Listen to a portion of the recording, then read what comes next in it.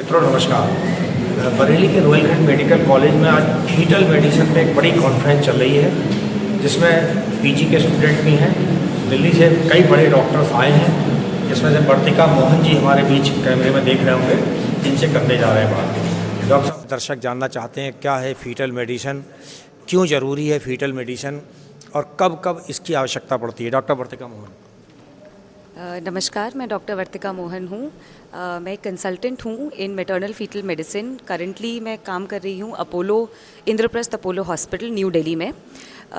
Fetal medicine असल में एक ब्रांच है जो जब लेडी प्रेग्नेंट होती हैं तो गाइनीज़ का काम होता है प्रेग्नेंट लेडी को देखना, whereas foetal medicine specialist का काम होता है, हमारा मेन पेशेंट होता है वो फीटस, अनबॉर्न बच्चा। तो उससे रिलेटेड जितनी भी प्रॉब्लम्स होती हैं, अगर ना भी प्रॉब्लम हो तो एक बेसिक स्कैन करना, मदर को बताना कि बच्चे की ग्रोथ कैसी चल रही है, बच्चे में कोई प्रॉब्लम तो नहीं हो सकती है, ये सब हम लोग देखते हैं। कई बार ऐसा होता है कि कोई ऐसी कंडीशंस हम लोग डायग्नोस कर लेते हैं जिसके लिए पहले ज़माने में कहते थे कि आपको ये प्रेगनेंसी अब अबॉर्ट करनी पड़ेगी या डिसकंटिन्यू करनी पड़ेगी, लेकिन अब बिकॉज फीटल मेडिसिन है, कई ऐसी कंडीशंस हैं जिसका ट्रीटमेंट अवेलेबल है या मैनेजमेंट अवेलेबल है। तो अगर मान लीजिए किसी को कहते हैं कि ये बच्चा बहुत छोटा ग्रो कर रहा है, ये बच्चा चल नहीं पाएगा, इसको आप अबॉर्ट कर दीजिए, तो now because foetal medicine available है ऐसी ज़रूरत नहीं है। बहुत सारी ऐसी चीज़ें हैं जैसे ब्लड ग्रुप मदर का नेगेटिव है, फादर का पॉजिटिव है, तो बच्चे को प्रॉब्लम हो रही है सेकेंड प्रेगनेंसी में, कहते हैं कि ये प्रेगनेंसी ख़त्म कर दीजिए क्योंकि अब इस प्रेगनेंसी का कोई काम नहीं है, ये बच्चा ख़राब हो जाएगा। तो ऐसा नहीं है अब, क्योंकि हम लोग यूट्रस में जाके बच्चे को ब्लड ट्रांसफ्यूजन दे सकते हैं, दवाइयाँ दे सकते हैं, जिससे कि बच्चा हेल्दी पैदा हो और माँ और बच्चे दोनों ठीक रहें प्रेगनेंसी के। Deepika Dekha, who has taken time out from her busy schedule for our postgraduate students.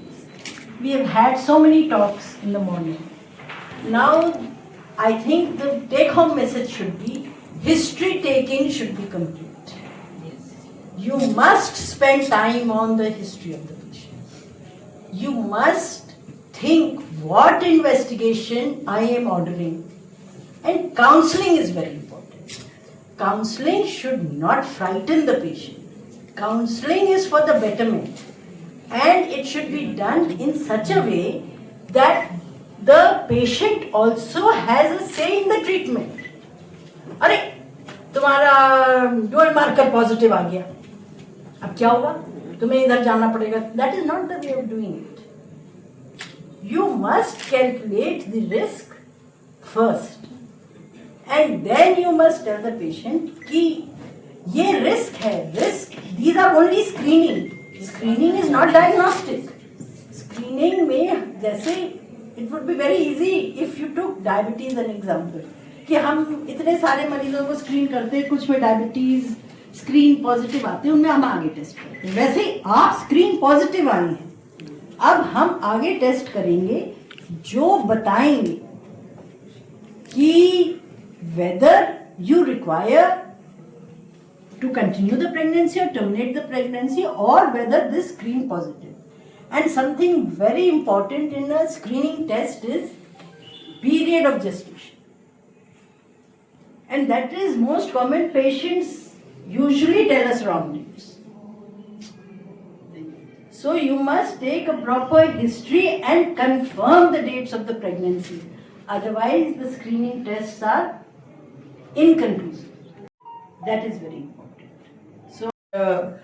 Facial anomaly. So she didn't go for any further tests. She didn't went for amniocentesis or other things, and very pathetically we had to abort that pregnancy. So I mean to say that every time we have to give examination throughout our life whenever we have to face patients. CME on fetal medicine. We are honored to have experts from different centers join us today and share their knowledge, experience and the latest updates in this rapidly evolving field. We hope today's sessions will be interactive, informative and inspire new ideas and collaborations. Thank you once again for being here, and we look forward to a meaningful and academically exciting, enriching day together. I request all of you to please stand up for the national anthem.